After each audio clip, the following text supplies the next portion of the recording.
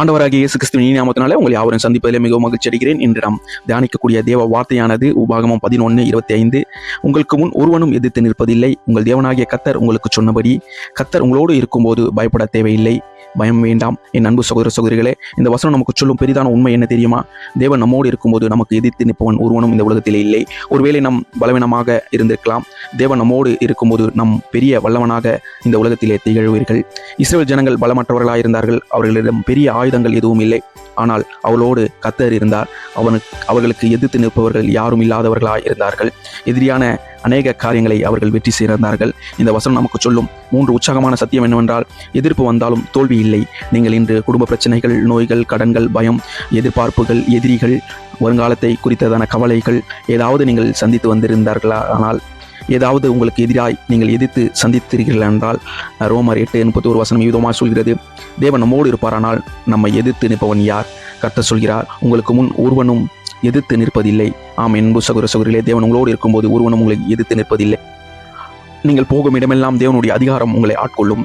யோசுவா 9 வசனம் விதமாக சொல்கிறது, தினன்குள் பயப்படாதே, கர்த்தர் உன்னோடு இருக்கிறார். நீங்கள் ஒரு வேலைக்கு செல்லலாம், தேர்வு எழுத செல்லலாம், புதிய முயற்சிகளை தொடங்க இருக்கலாம், மருத்துவமனைக்கு செல்லலாம். கர்த்தருடைய பிரசனம் அங்கே முன்பு சென்று வழியை தயார் செய்யும். பயம் உங்களுக்கு இல்லை, எதிரிகளுக்கே. இந்த உலகம் நம்மை பயப்பட சொல்லும், ஆனால் தேவன் நம்மோடு இருந்து அவ்விதமான பயங்களை எல்லாம் நீக்க வல்லவராக இருக்கிறார். பயம் உங்களுக்கு அல்ல, உங்களை எதிர்ப்பவர்களுக்கே. சங்கீதம் 27:1 வசனம் விதமாக சொல்கிறது, கர்த்தரின் வெளிச்சம் என் ரட்சிப்பும், நான் யாருக்கு பயப்படுவேன்? ஆம், என் அன்பு சகோதரர்களே, நீங்கள் யாருக்குமே இந்த உலகத்தில் பயப்பட தேவையில்லை. உங்களுக்கு எதிராக எந்த மனிதனும் எந்த காரியமும் எதிர்த்து நிற்பதில்லை. ஏனென்றால் சர்வத்தையும் படைத்த தேவன் உங்களோடு இருக்கிறார். தேவ மனிதர்களின் வாழ்க்கையை எடுத்துக்காட்டாக எடுத்துக்கொண்டால், யோசேப்பு துரோகம், சிறை, அவமானம், ஆனால் கர்த்தர் அவனோடு இருந்தார். அவன் அரசனுக்கு அடுத்த அதிகாரத்தை பெற்றான். மோசே அவர்களின் வாழ்க்கையை பார்ப்போமானால், அவர் பேச தெரியாதவராக இருந்தார், மிகவும் பயந்தவராக இருந்தார். தேவன் அவனோடு இருந்தார். ஒரு ஜனத்தை விடுதலை செய்ய தேவன் அவனை கொண்டு பெரிய காரியங்களை செய்தார். அன்பானவர்களே, இன்று உங்கள் நிலைமை எப்படி இருந்தாலும் கர்த்தர் உங்களோடு இருக்கிறார். உங்களுக்கு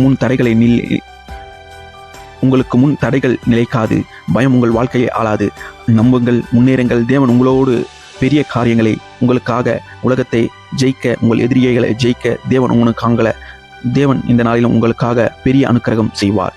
கர்த்தர் தாமே உங்களோடு இருந்து உங்களுக்கு எதிராக வரும் எல்லா பிரச்சனைகளிலிருந்தும் உங்களை விடுவித்து அதை ஜெயமுள்ள வாழ்க்கையை உங்களை வாழ கிருபை செய்வாராக. இந்த நாள் இனிய நாளாக அமைய கர்த்தர் தாமே உங்களுக்கு வேண்டிய எல்லா வெற்றிகளும் தந்து உங்களை ஆசீர்வதித்து நடத்துவாராக. God bless you.